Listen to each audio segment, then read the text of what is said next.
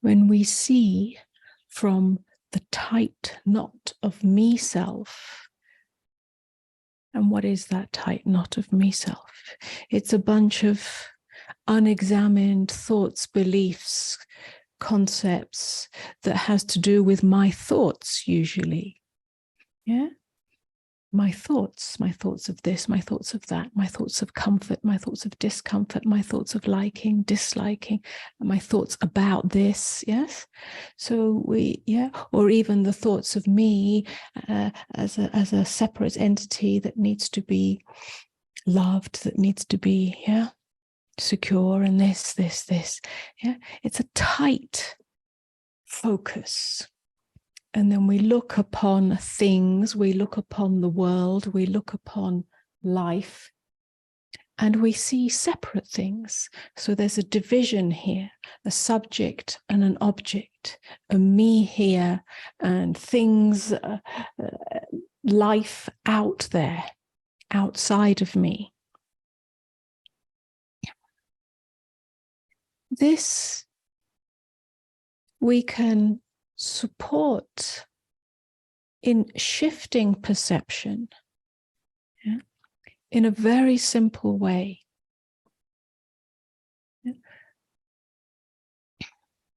Because when we see from the tight knot of the me self, subject and objects, we do not really see reality. We see our projections onto reality. Yeah? So the world or life is veiled. These are the veils of perception that create the Maya.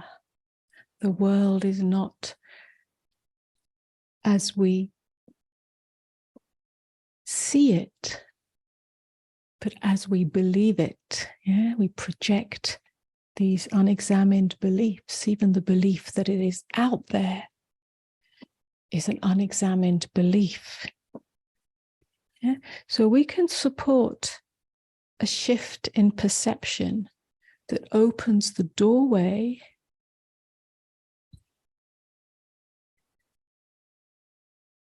to clear seeing.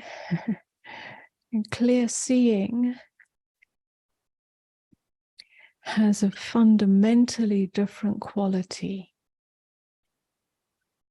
Rather than seeing through the eyes of separation and fear and craving and aversion, we see through the eyes of love.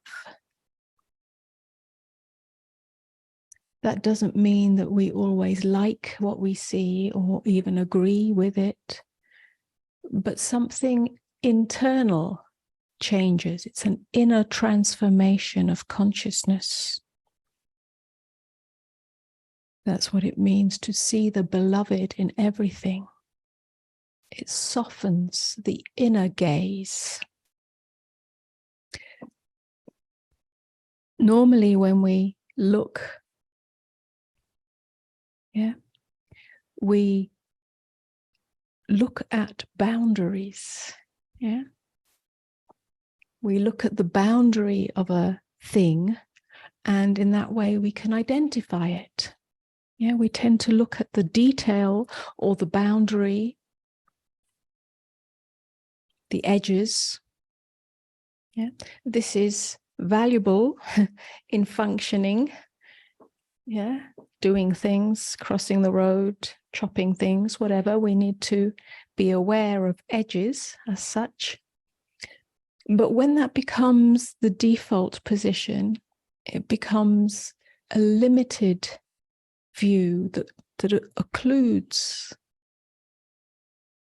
true nature, the radiance of all things, which is really in you, not inherent in the thing.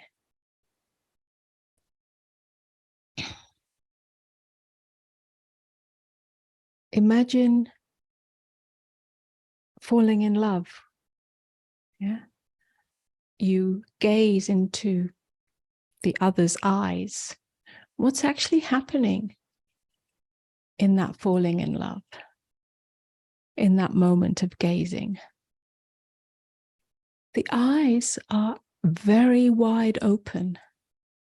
They're very soft, in fact. The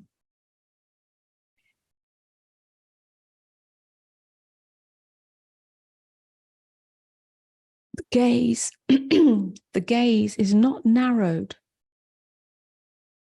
onto the edges. Yeah. When we look into eyes, we are looking into the formless. We are not looking at the form. Yeah.